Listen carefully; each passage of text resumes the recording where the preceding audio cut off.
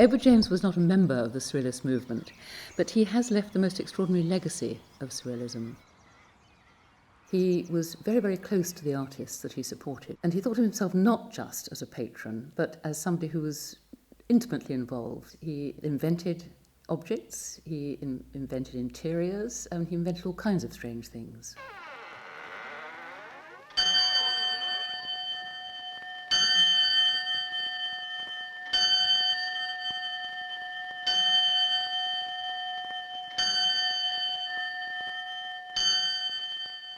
If I'm a surrealist, it's not because I got linked with a movement, it's because I was born one.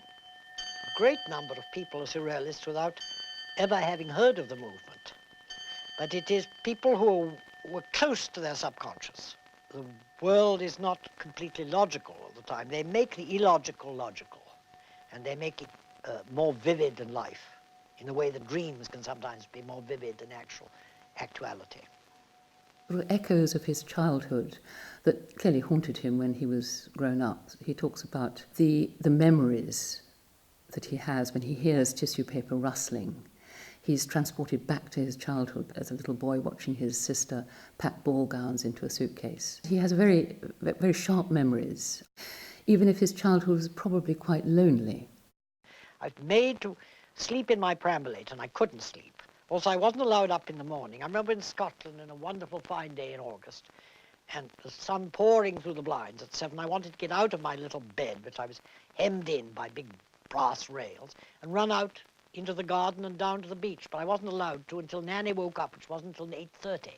So I would have from 7 till 8:30, in which I'd have to invent a world, and therefore all my blankets became a flying city, and I made domes out of the pillows, and I would get under and imagine that I was in a series of halls, and this was Aladdin's palace flying over the world. Edward James came into contact with Surrealism through the very major aristocratic patrons in Paris, the Vicomte and Vicomtesse de Noailles. Charles de Noailles had funded the two great Surrealist films by Buñuel and Dali, An Andalusian Dog and L'Âge d'Or, and through them the Surrealists met above all Salvador Dali. Edward became very close to Salvador Dali and Gala in about 1935. He kept a very close eye on Dali and eventually signed a contract with him to purchase his entire production for 1 year. He thereby amassed one of the greatest collections of paintings by Dali in the world. There are quite a lot of portraits of James. Magritte's are the most outstanding. Magritte, thought of Edward as a sort of active sounding board on which he could try out various extraordinary thoughts he had for paintings. He was regarded by Edward as, a quite exceptional genius, both Magritte and Dali, of course, and it was really Edward's gift to have found them and to have supported them at a crucial time in their careers. I think it's true to say that Edward had a much greater role in the creation of the Surrealist objects for which Dali is so famous. There is a story that a little group of people were eating lobsters, gathered round James's bed, and they were throwing the lobster shells about, and one landed by chance on a telephone. And then perhaps it was Edward, perhaps it was Dali. He said, look, there's a Surrealist object. And the actual fabrication of these objects then was up to Edward. He was extraordinarily imaginative and inventive in the interiors that he created at Monckton House and at West Dean. So here we are in the Tower Suite, which is one of the rooms at West Dean that most reflects his interior style. He was responsible for the design of this space in the late 1940s. So the drapes in the room date from then, as does the window treatment and various other things. And so what we see in terms of the objects and paintings around the space is an eclectic mix of some of the most fabulously significant Surrealist works. In Edward's collection of paintings, there are an extraordinary number of works by female artists. And he was very close to a number of the women artists who were linked to Surrealism or who were Surrealists. The position of the women artists in Surrealism was notoriously difficult. To an extent, they were encouraged, but there was always a little bit of a sense that they were preferred as lovers or as muses, supporting the work of their spouses or their partners.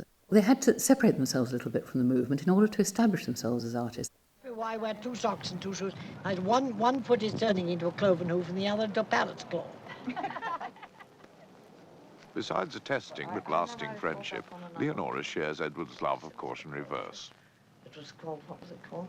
One about the Frigidaire. Do you remember? Well, I remember the one about... When baby's cries were hard to bear, they popped him in the Frigidaire.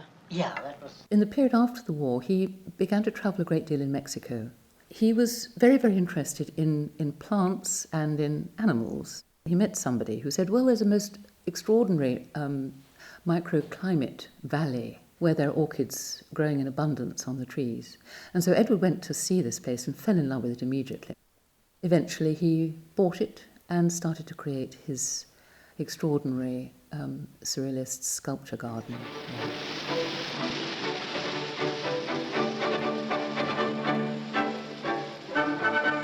All creative people work from their subconscious outwards, and intellectuals work from their intellect inwards, you see.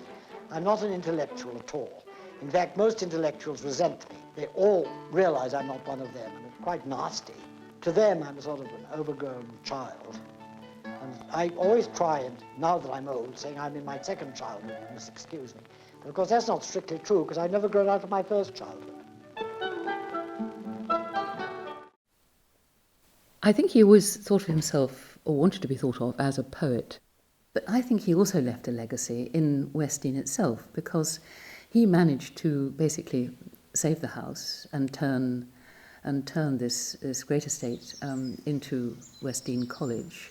He turned out to have been an incredibly thoughtful preserver of extraordinarily beautiful piece of West Sussex.